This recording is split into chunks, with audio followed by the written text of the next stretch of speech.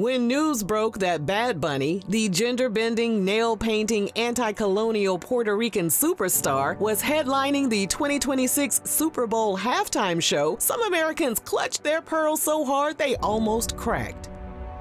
He performs in Spanish, calls out colonizers, and wears skirts while doing it. He has dragged Donald Trump for his lack of effort regarding Hurricane Maria and openly supports Puerto Rican sovereignty. And he has done all that while refusing to tour in the mainland USA due to fear that ICE could raid his concerts. Given that the NFL league office is often described as conservative due to the political leanings of many of its owners and employees, it's hard to believe that Bad Bunny would be invited to headline the big show.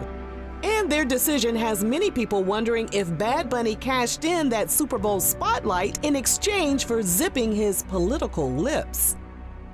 We'll be discussing this topic on a deeper level in today's video, but before we get into it, don't forget to scoop up something to munch on at rrgsnacks.com, our online concession stand that has an assortment of Applewood smoked bacon jerky, freeze-dried goodies, and butter toffee peanuts.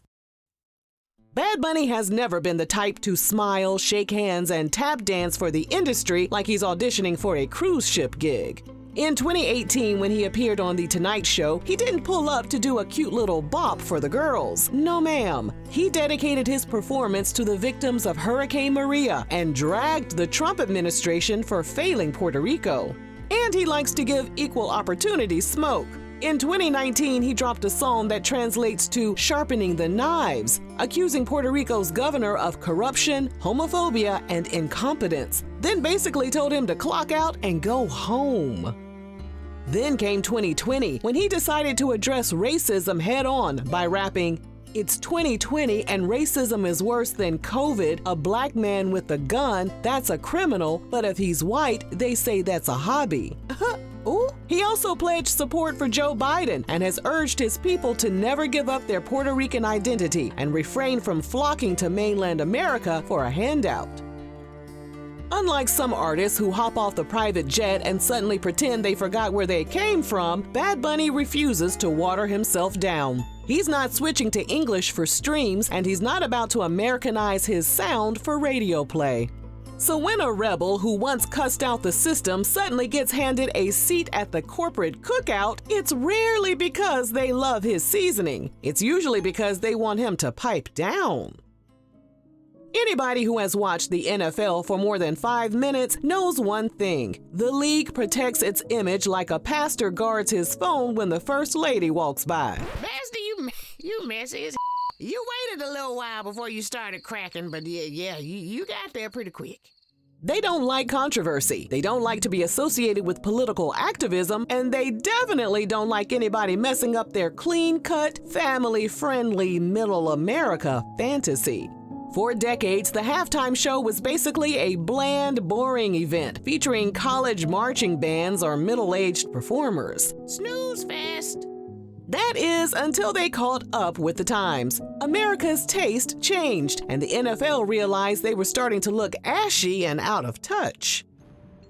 In August 2019, the league partnered with Jay-Z and Roc Nation to sprinkle some lemon pepper seasoning on the main stage. However, the league was still set in its ways. According to MSR News Online, the NFL asked Kendrick Lamar not to perform his hit song, Not Like Us, at his 2025 halftime show. And no, it had nothing to do with Drake. According to the source, they didn't like the song's themes of political and social resistance. And it isn't just hip-hop that has been under scrutiny. When Jennifer Lopez and Shakira rehearsed imagery referencing immigrant children in cages for their 2020 show, the NFL reportedly told them to sit the hell down somewhere. In her documentary called Halftime, Jennifer revealed execs tried to sanitize their performance to avoid offending conservatives. In fact, it only took 4 years after Colin Kaepernick took a knee during the national anthem to protest racial inequality and police brutality for NFL Commissioner Roger Goodell to apologize for the league's ongoing PR nightmare. Roger said, "We, the National Football League, admit we were wrong for not listening to NFL players earlier and encourage all to speak out and peacefully protest."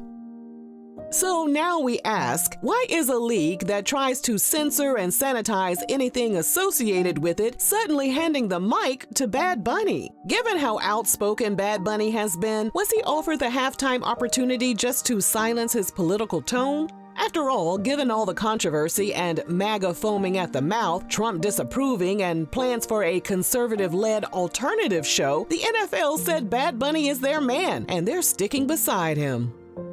While the NFL has defended him because of his international appeal, there are plenty of other global artists they could have chosen that were way less controversial. But to be given one of the biggest stages in the world, seen by more than 100 million people, it's plausible that Bad Bunny would need to do something in exchange for such an opportunity. Super Bowl performers don't get paid an appearance fee. However, someone like Bad Bunny will gain massive global exposure, leading to increased music streams, album and merchandise sales, and new brand deals. To perform at the Super Bowl essentially means you're subscribing to corporate nationalism. While the halftime show is disguised as entertainment, it's so much more than that. It's about pushing an agenda. It's about showing the world what America is and what it stands for. It's no coincidence that the largest businesses, corporations, and companies in America are competing for ad time that goes for millions of dollars. Corporate interests dominate how the Super Bowl and the NFL are perceived. The goal is to make as much money as possible from the public to get them to buy into the idea of America first, America best. And branding extends into the chosen performers. They're going to be the artists that have sold the most, are the most well-known, and who can make the Super Bowl even more money by getting eyeballs glued to the screen. So how does Bad Bunny fit into this? It seems like he doesn't. And for as many fans who are happy to see him taking this massive American stage, just as many are upset. Some are going so far as calling him a hypocrite and a sellout, since his persona is all about anti-establishment, anti-colonization, and pro-Puerto Rico. Could it be that Bad Bunny is ready to sacrifice his image and beliefs to level up and gain even a larger audience? We all know how powerful the almighty dollar is, and if this is the case, Bad Bunny wouldn't be the first or last artist to try to cash in. As we've seen time and time again, once big money comes into play, people quickly have a change of heart. It's a time when brands spend millions of dollars to have their 30-second commercial shown. And the artists that are chosen are picked because they'll keep ratings up. This brings us to a darker theory. What if he's at that point in his career where he needs to give up his radicalism to gain even higher status? He's the most streamed artist on the planet. He shuts down arenas in minutes, and a single Instagram caption from him does more than most politicians' campaigns. He doesn't need the Super Bowl for fame. So if he doesn't need them, then maybe they need him.